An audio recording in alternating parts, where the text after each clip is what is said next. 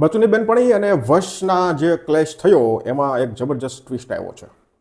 શરૂઆતના જે દિવસો હતા ત્યારે વશ છે એની હાઈ પણ ખૂબ સરસ હતી, લોકોને વશ જોવાની ઉત્સુકતા પણ હતી અને શરૂઆતના દિવસોમાં કલેક્શન પણ બચુ કરતાં વશનું સારું એવું હતું. બહુ વધારે પડતો ડિફરન્સ નહોતો, પણ એમ કહી શકાય કે સારું એવું હતું. જેમ જેમ દિવસો જતા જાય છે એમ વશના કલેક્શન ઘટતા જાય છે અને બચુની બેનપણીના જે કલેક્શન છે એમાં વશના કમ્પેરમાં બચુમાં કલેક્શનમાં વધારો આવી રહ્યો છે. અત્યારે એવો સમય છે, અત્યારે એવું ટ્વિસ્ટ છે કે વશ છે એ સિનેમા ઘરમાંથી નીકળવાની કગાર પર છે અને બચુ જે છે એ એકદમ પીક પોઈન્ટ પર છે. આવો જબરજસ્ત ટ્વિસ્ટ આવ્યો છે. હવે જોવાનું એ થશે કે અત્યારે આ બંને ફિલ્મો ટોપ 10ની કઈ પોઝિશનમાં છે અને કઈ પોઝિશનમાં આગળ વધશે એ બધી જ આપણે ડિટેલ જોવાની છે. હવે આ બંને ફિલ્મની વાત કરીએ એની પહેલાં ફરી એકવાર નામની ફિલ્મ જે ગયા અઠવાડિયે રિલીઝ થઈ છે એ લગભગ આ અઠવાડિયે નીકળી પણ જશે. 7 દિવસનું કલેક્શન 12 લાખ રૂપિયા છે.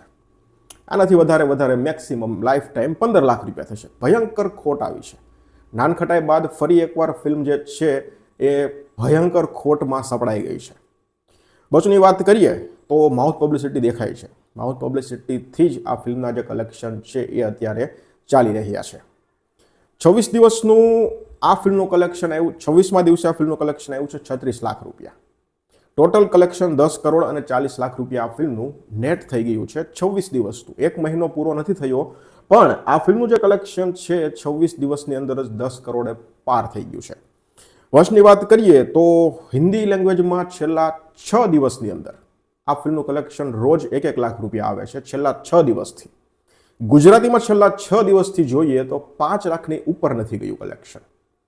હિન્દી લેંગ્વેજનું ટોટલ તમને કહું ને તો 6 કરોડ અને 30 લાખ રૂપિયા છે અને ગુજરાતી ભાષાનું કહું તો 7 કરોડ અને 14 લાખ રૂપિયા છે.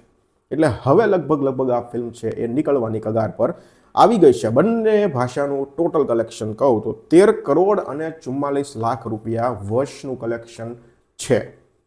હવે ટોપ 10 તરફ નજર નાખીએ આપણે. અત્યારે કઈ પોઝિશન પર છે એ હું તમને કહી દઉં. અત્યારે વશ લેવલ 2 છે એ નંબર 5 પર છે. બચુની બેનપણી નંબર 3 પર છે. બરોબર છે.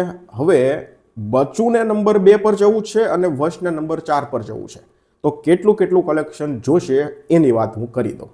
વશને નંબર 4 પર જવું હોય તો 11 લાખ રૂપિયાની જરૂર છે.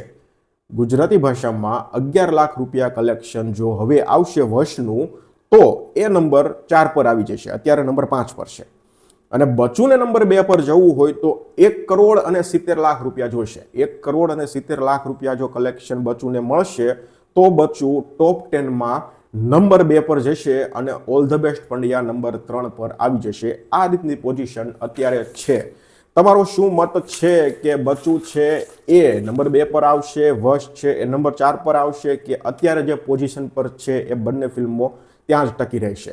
મને કમેન્ટ સેક્શનમાં તમારા વિચારો જણાવી દેજો. ધન્યવાદ.